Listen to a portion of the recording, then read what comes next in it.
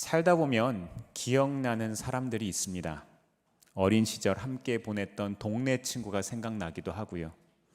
먼저 돌아가신 부모님이 생각나기도 합니다. 심지어 내게 상처 준 사람도 기억나기도 합니다. 저는 초등학교 시절에 은사님 한 분이 기억에 남습니다. 초등학교 다니면서 제일 좋아했던 선생님이 4학년 때 선생님이었는데요. 이름도 안 잊어먹어요.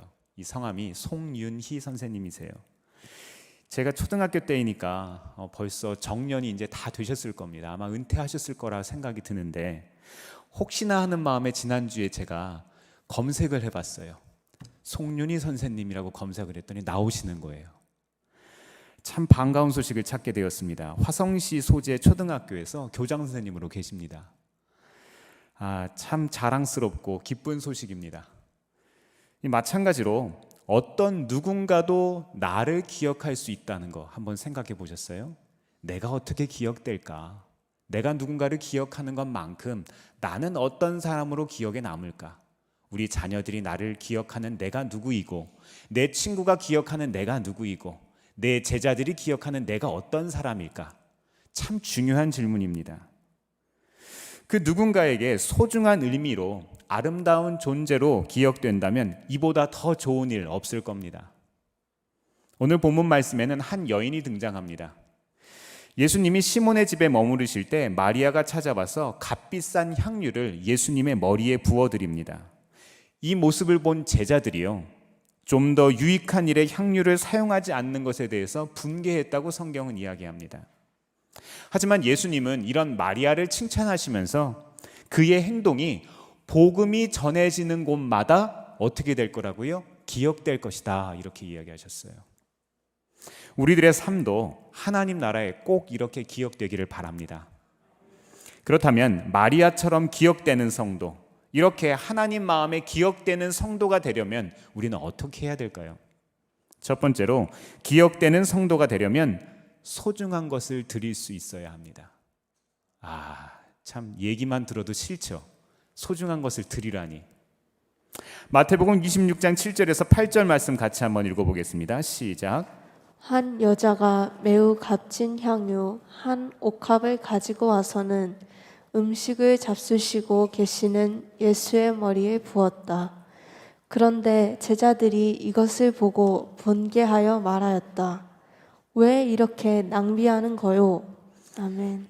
8절 말씀을 보면 제자들이 분개하며 말했다, 이렇게 이야기하고 있습니다. 요한복음 12장 4절에서 5절 말씀을 보면은요, 이 제자가 가룟 유다라고 이렇게 소개가 돼요. 제가 말씀을 한번 읽어드리겠습니다. 예수의 제자 가운데 하나이며 장차 예수를 넘겨줄 가룟 유다가 말하였다. 이 향유를 300데나리온에 팔아서 가난한 사람들에게 주지 않고 왜 이렇게 낭비하는가? 예수님께 부어드린 향유에 대해서 어떻게 평가합니까? 낭비라고 이야기합니다. 이어서 6절 말씀은 이렇게 소개합니다. 그가 이렇게 말한 것은 가난한 사람을 생각해서가 아니다. 그는 도둑이어서 돈자루를 맡아가지고 있으면서 거기에 든 것을 훔쳐내곤 하였기 때문이다. 그렇습니다. 가룟 유다에게 있어서 소중한 것이 뭐였어요? 돈이었습니다. 예수님을 따르는 일이 더는 그에게 세상적인 성공을 주지 못한다는 것을 이제 깨달은 거예요. 참 영리한 사람입니다. 참 상황 판단이 빨라요. 하지만 세상보다 예수님을 하찮게 여길 만큼 어리석었습니다.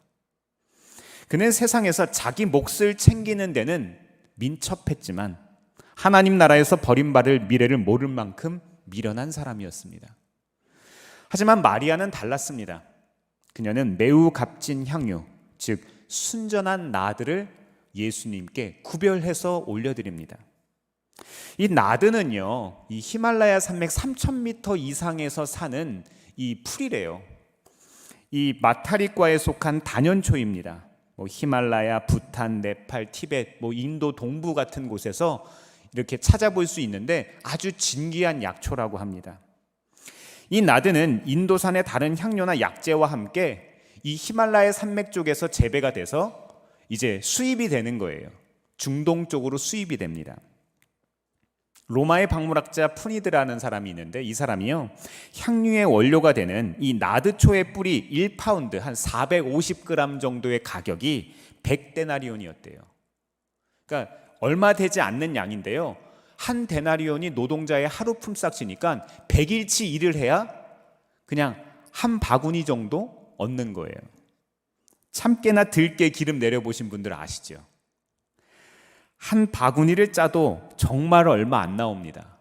잘 안 나와요. 그런데 이 비싼 나드초로 기름 짰으니 얼마나 귀했겠습니까? 당시 고대 근동에서는요, 귀한 손님을 맞을 때 이 나드 향유를 사용했다고 합니다. 화환을 손님의 머리에 씌우고 그 머리에다가 이 나드 향유를 붓는 거예요. 또 시체를 무덤에 안치하기 전에 향유를 발라서 방부 처리를 했다고도 합니다.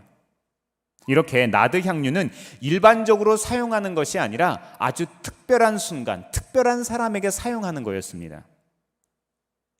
그리고 요한복음 12장 5절 말씀을 보면 이 기름의 이 값어치가, 가격이 얼마라고 이야기를 하죠? 300데나리온. 그러니까 1년 연봉에 해당되는 아주 귀한 향유인 거예요. 마리아는 그토록 가치 있는 향유를 예수님께 아낌없이 드렸습니다. 저는 말씀을 준비하면서 마태복음 13장 말씀의 비유가 생각났어요. 밭에 숨겨놓은 보물을 발견하면 어떻게 해야죠? 자기의 소유를 다 팔아 그 밭을 사야죠. 또 값진 진주 하나를 발견하면 어떻게 해야 합니까? 가진 것을 다 팔아서 그 진주를 삽니다. 예수님의 비유에 나오는 말씀이죠. 진짜 귀한 것이 있다면 덜 귀한 것들을 내려놓을 수 있습니다. 아이들이요, 요즘 애들이 참 바빠요. 학원 많이 다닙니다. 보통 아이들이 2개, 3개 학원 다니는데요, 아이들에게 새로운 것들을 소개해주고 새로운 것들을 가르치고 싶은 어버이들의 이 엄마 아빠의 마음들이 있죠. 근데 아이들이 시간이 한정되어 있다 보니까 그게 참 쉽지 않아요. 학교 끝나면 태권도 가고, 태권도 끝나면 피아노 가고, 피아노 끝나면 보습학원 가고, 그리고 아이들에게 특별히 무언가를 더 해주고 싶은데 이게 참 부족한 거예요, 시간이. 무언가를 선택하려면요, 무언가를 포기해야 합니다. 악기를 다 배우고 싶지만 다 배울 수 없어요. 공부를 다 시키고 싶지만 다 시킬 수는 없는 거예요. 선택과 집중이 필요합니다. 진짜 귀한 것이 있다면 덜 귀한 것들 내려놓을 수 있어야 합니다. 2절 말씀을 보면 예수님께서 이틀 후에 십자가에 못 박히기 위해 넘겨질 거라고 이미 말씀하셨어요. 오늘 본문에 보니까요. 제자들이 진짜로 예수님을 존중하고 예수님을 사랑하고 예수님을 아꼈다면 이 사람들 예수님의 말에 귀를 기울여야 합니다. 근데 이 사람들은요, 예수님의 말씀과 전혀 다른 거예요. 자기들이 하고 싶은 것을 하는 것이지 예수님이 하시고자 하는 것들을 살피지 않습니다. 어떤 식으로든 예수님의 죽음을 준비해야만 했습니다. 하지만 이들은 예수님의 말씀에 전혀 공감이 되지 않습니다. 하지만 한 여인만이 이 사실을 바라보고 있습니다. 현실을 직시합니다. 이 여인이 부었던 향유 냄새는 예수님이 십자가에 달리시는 순간까지 없어지지 않았을 거예요. 우리가 향수를 뿌려도 하루가 가잖아요, 그렇죠? 그리고 아주 진한 향기는 오랫동안 남습니다. 사랑하는 성도 여러분, 우리에게 가장 소중한 것 무엇입니까? 이것까지 예수님께 드릴 수 있으시겠습니까? 성숙한 신앙이라면, 예수님을 섬긴다면 마리아처럼 드릴 수 있어야 합니다. 이제는 조막손을 펴서 손을 펼치시기를 바랍니다. 아브라함은 믿음으로 아들 이삭을 바쳐 의롭다고 여김받았음을 기억하시기 바랍니다. 아브라함이 하나님 앞에 구별된 사람이었지만 비로소 아들을 하나님 앞에 구별하여서 올려드리려고 시작할 때 하나님께서 일하셨어요. 과부의 두렙돈처럼 우리의 가장 소중한 것을 드리고자 하는 그 마음을 하나님께서 받으신다는 겁니다. 하나님은 사람의 마음의 중심을 보시는 분이십니다. 기억하시기 바랍니다. 우리가 가장 귀하게 여기는 것, 그것보다 하나님을 더욱더 귀하게 여기시기를 바랍니다. 이 세상의 것들을 하나님보다 가볍게 여길 때 하나님은 기뻐하십니다. 우리를 의롭다 여겨주실 뿐만 아니라 우리에게 더하여 주시는 복을 주십니다. 이 시간 소중한 것을 드릴 수 있는 믿음, 하나님을 기쁘시게 하는 믿음의 회복이 있기를 주의 이름으로 축원합니다. 두 번째로 기억되는 성도가 되려면 어떻게 해야 될까요? 때를 놓치지 말아야 합니다. 때. 제자 가운데 가룟 유다는 향유를 팔아서 가난한 자들에게 주는 것이 좋지 않겠느냐 이렇게 이야기합니다. 이 여인을 꾸짖어요. 그러나 예수님이 말씀하십니다. 26장 11절 같이 한번 읽어볼까요? 시작. 가난한 사람들은 늘 너희와 함께 있지만 나는 늘 너희와 함께 있는 것이 아니다. 아멘. 하지만 제자들은 이 말씀의 뜻을 이해하지 못합니다. 예수님은 향유를 아까워하는 제자들과는 달리 오히려 마리아가 헌신의 기회를 놓치지 않았다 이렇게 평가하시는 거예요. 오늘 말씀을 읽다 보면 다른 상황에 반복되는 똑같은 표현이 나오는데요. 이 3절과 14절 한번 말씀을 가만히 이렇게 보세요. 우리가 가지신 성경을 보시면은요. 3절과 14절에 첫머리에 나옵니다. 어떤 단어가 나오죠? 똑같은 단어가 나오는 거예요. 뭐죠? 네, 맞습니다. 그때에라는 표현이에요. 그때에. 종교 지도자들이 모였던 그때, 그리고 가룟 유다가 예수님을 넘겨주려고 한 그때, 이 두 가지 때가 다른 시점이지만 똑같은 단어로 평행을 이룹니다. 종교 지도자들과 제자들이 기대한 하나님의 나라와 예수님이 말씀하신 하나님의 나라는 달랐습니다. 두 천국 간의 가치가 충돌하고 있는 거예요. 예수님을 통해 민족의 해방과 독립을 꿈꾸었던 이 유다 입장에서는 예수님이 자기를 배반한 거예요. 자기를 하나님의 아들이라고 말하고 사람들의 죄가 용서받았다고 이야기하는 예수님. 이 예수님은 유대 지도자들 입장에서는 이단자였을 겁니다. 마태복음의 저자인 이 마태는 아주 세밀하게 이 종교 지도자들, 그리고 제자들, 그리고 향유를 부은 이 여인까지 이 세 종류의 사람들을 대조하면서 우리가 꿈꾸고 바라보아야 할 하나님의 나라에 대해서 소개합니다. 예수님 당시엔 남녀 간의 공간 구별이 아주 엄격했어요. 불과 몇십 년 전 우리나라에서도요, 한 집안에서 가족끼리 밥을 먹어도 어떻게 먹었죠? 남자는 남자들끼리, 여자는 여자들끼리 먹었잖아요. 돌아가신 저희 할머니께서 옛날 얘기를 해주시더라고요. 부엌에서 밥 준비하고서 부엌에서 부뚜막에서 식사를 많이 하셨대요. 오늘 말씀이 배경이 되는 곳은 예루살렘에서 4km 정도 떨어진 베다니 시몬의 집이었습니다. 예루살렘을 왕래하면서 명절 기간을 보냈던 예수님과 그 무리들, 이 제자들은요, 이 시몬의 집에 초청을 받아서 식사를 하고 계셨을 겁니다. 다른 성경에 보면은 이 시몬은 나병 환자였는데 나음을 얻은 사람이었다고 기록이 되어 있어요. 그러니 얼마나 극진하게 예수님의 일행들을 모셨겠습니까? 그런데 이 남자들만 식사하는 자리에 불쑥 여인 하나가 찾아온 거예요. 이것은 문화적으로, 전통적으로 일탈행위였습니다. 그렇게 해서는 안 되는 거예요. 무엇보다 이 여인이 매우 귀한 향료 한 옥합을 가져와서 예수님의 머리에 부은 이 사건은 충격을 주었습니다.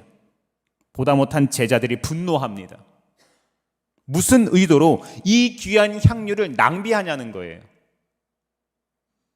제자들이 이 여인의 행동을 낭비로 본 것은 아무 유익 없이 향유가 그저 바닥에 다 흘러서 떨어졌기 때문이에요. 쏟아지는 값비싼 향유는 보았지만 그 향유가 누구의 머리에 부어지는지는 보지 못했습니다. 우리는 때때로 예수님의 사랑을 나눌 기회를 만납니다. 그럴 때 어떻게 해오셨습니까? 사랑을 나눌 수 있는 기회들이 있잖아요. 눈 한번 꼭 감고 지나가셨습니까? 예전에 제가 모셨던 김주영 목사님께서는 사업장 개업 이 예배를 하면은요, 이 부목사들을 데리고 가서 꼭 이 말씀을 하셨어요. 거기에 이제 그 사장님이 되시는 성도님에게 이런 이야기를 하십니다. 나중에 1,000만 원, 나중에 1억 드리겠다고 하지 마시고 지금 10,000원을 하세요. 지금 5만 원을 모으세요. 지금 10만 원을 적립하세요. 지금부터 형편껏 한 달에 조금씩 꾸준히 해야 합니다. 이렇게 하다 보면, 그렇게 목적을 위해 모으고 나누다 보면 어느새 목적이 이끄는 삶을 살아가게 됩니다. 이렇게 말씀하셨어요. 사랑하는 성도 여러분, 섬길 수 있는 기회 아무에게나 찾아오는 게 아니에요. 나눌 수 있는 기회 아무에게나 찾아오는 것이 아닙니다. 이것이 찾아온다면, 이 기회가 찾아온다면 붙잡으시기를 바랍니다. 헌신은 모든 조건이 갖추어졌을 때 하는 게 아니에요. 부족하더라도 기회가 올 때마다 최선을 다해서 헌신해야 합니다. 세상적인 계산과 합리적인 판단을 앞세웠던 서기관과 바리새인들, 그리고 대제사장들, 종교 지도자들, 이 사람들처럼 말고, 제자들처럼 말고 마리아처럼 헌신적인 신앙 우리 안에 있어야 하지 않겠습니까? 우리가 시작하면 하나님이 역사하십니다.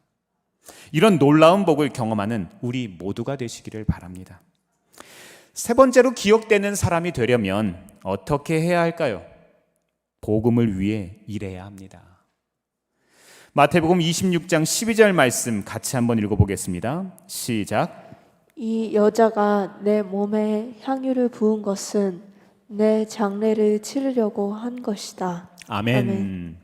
이제 공생애의 마지막을 향해서 예수님이 가고 계십니다. 예수님은 십자가의 때가 거의 다 되었음을 아셨어요. 6월절 어린 양으로 새 출애굽의 제물이 되셔서 하나님 품에 이제 가셔야 된다는 것을 예수님께서는 아셨습니다. 십자가의 시간이 되자 종교 지도자들 바쁩니다. 제자들이 참 바빠요. 오늘 나오는 마리아도 예수님도 모두가 바쁩니다. 각자 자기의 할 일을 열심히 하고 있어요. 성도라면, 아니 이 세상에 살아가고 있는 사람이라면 누구나 열심히 살아갑니다. 그것을 얘기하는 거예요. 그런데 말입니다. 종교 지도자들은 무엇에 바쁩니까? 예수님을 어떻게 잡아 죽일까 바쁩니다. 마리아는 십자가에 달릴 예수님의 장례를 미리 준비하느라 바쁩니다. 이를 보고 분노하는 제자들은 돈 계산하기 바쁩니다.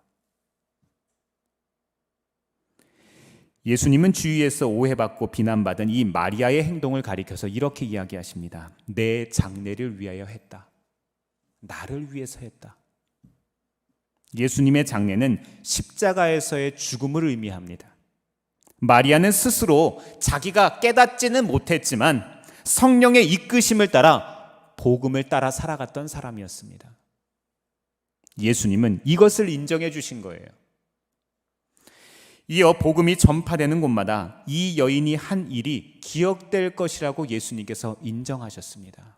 사랑하는 성도 여러분, 인정받는 신앙 가지시기를 바랍니다. 주님께 칭찬 듣는 신앙, 우리의 신앙이 되어야 합니다. 우리의 믿음의 여정, 우리의 삶도 마리아처럼 기억되기를 바랍니다. 이처럼 사는 날 동안 복음을 위해 헌신할 수 있다면 이것이 얼마나 가치 있고 소중한 것일까요? 우리의 일상의 삶 가운데 이러한 헌신과 인정이 있기를 바랍니다. 사도행전 4장 12절에서 베드로 사도는 이렇게 말합니다. 말씀을 같이 한번 읽어볼까요? 시작. 이 예수밖에는 다른 아무에게도 구원은 없습니다. 사람들에게 주신 이름 가운데 우리가 의지하여 구원을 얻어야 할 이름은 하늘 아래에 이 이름밖에 다른 이름이 없습니다. 아멘. 아멘. 맞습니다. 예수님을 위해 사는 일은 다른 어떤 것과 바꿀 수 없습니다. 주 예수보다 더 귀한 것은 없네. 이 신앙의 고백이 있어야 합니다. 복음을 위해 사는 삶, 이것이 가장 값진 일이기 때문입니다. 오늘 본문 13절 말씀을 보면은요, 마리아의 헌신은 복음과 함께 기억되었다 이렇게 이야기를 합니다.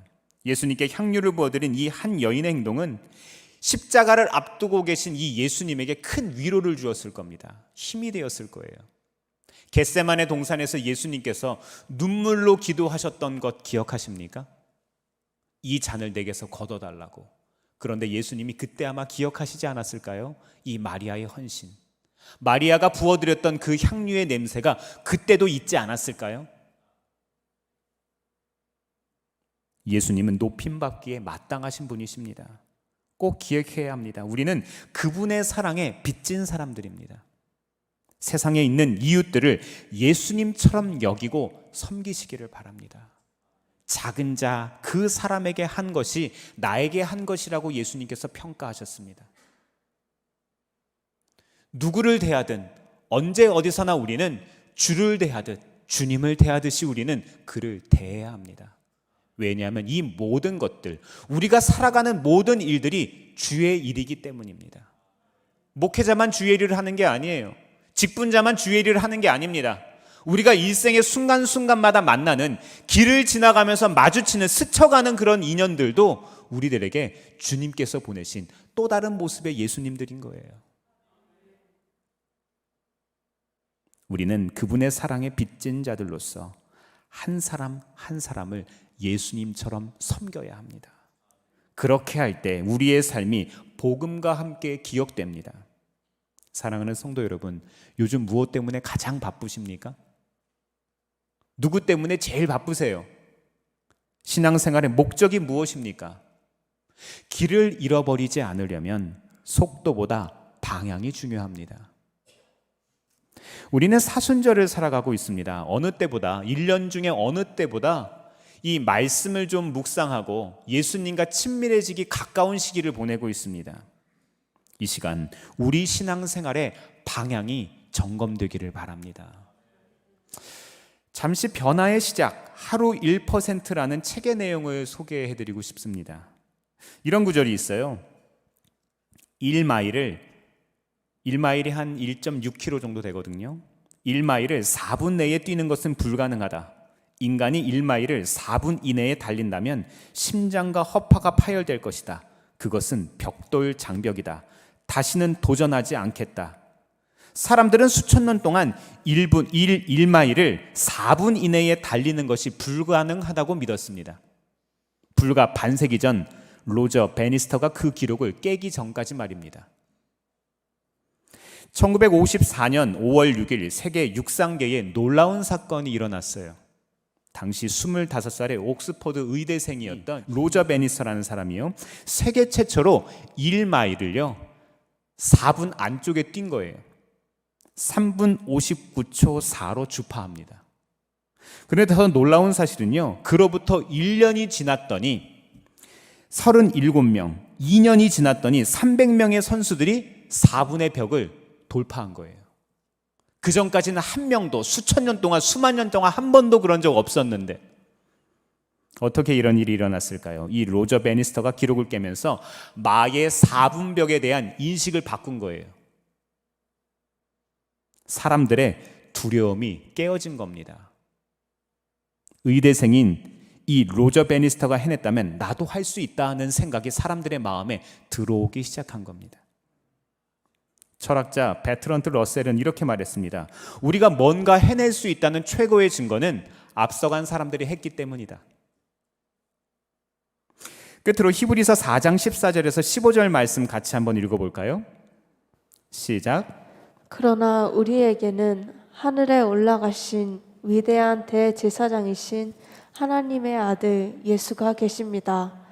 그러므로 우리의 신앙 고백을 굳게 지킵시다.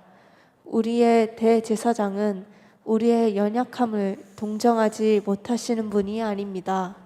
그는 모든 점에서 우리와 마찬가지로 시험을 받으셨지만 죄는 없으십니다. 아멘. 아멘. 우리 믿음의 여정 하나님 앞에 기억되기를 바랍니다. 우리도 쓰임 받을 수 있습니다. 우리도 이렇게 쓰임 받을 수 있어요. 만만치 않은 이 길이지만 예수님께서 이 길을 먼저 가셨기 때문에, 예수님께서 그 마의 벽을 먼저 깨트리셨기 때문에 우리도 갈 수 있습니다. 그 예수님이 지금도 우리의 길잡이가 되어 주십니다. 모든 성공에는 시작이 있듯이 우리 믿음의 여정에는 예수님이 함께 하십니다. 이번 한 주를 살아가시며 예수님 손 꼭 놓지 않으시기를 주의 이름으로 축원합니다. 기도하겠습니다.